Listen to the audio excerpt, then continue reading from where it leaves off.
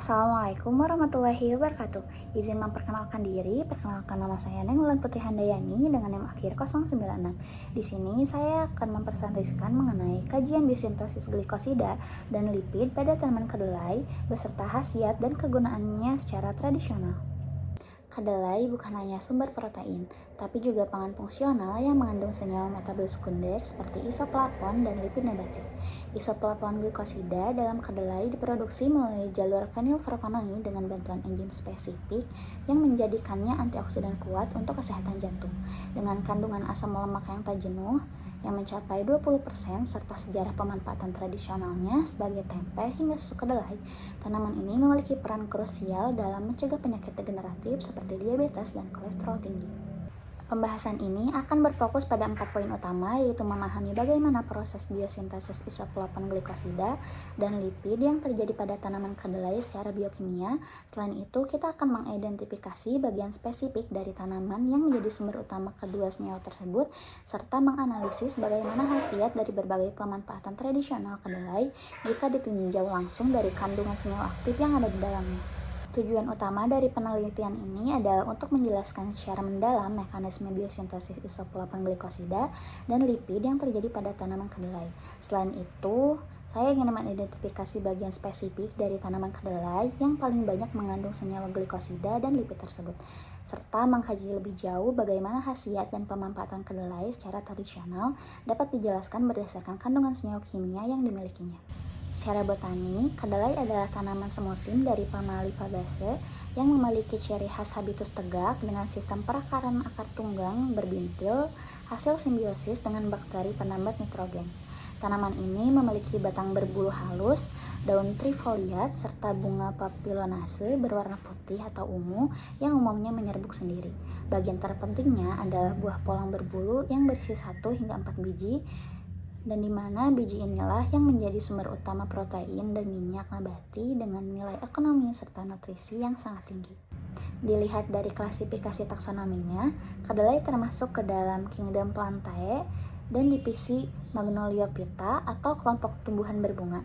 Tanaman ini berada dalam kelas Magnoliopsida dengan ordo Fabaceae dan berasal dari famili Fabaceae atau polong-polongan.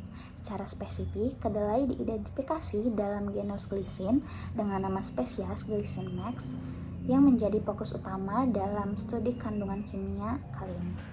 Isoplavon glikosida seperti genistin dan daizin disintesis melalui jalur fenilpropanoid dengan bantuan enzim kunci seperti PAL, CHS, dan IFS.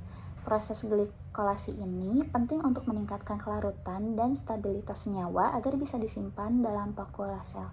Bagi manusia, senyawa ini memiliki peran biologis yang sangat besar sebagai antioksidan dan fitoestrogen yang dapat membantu mencegah berbagai penyakit degeneratif.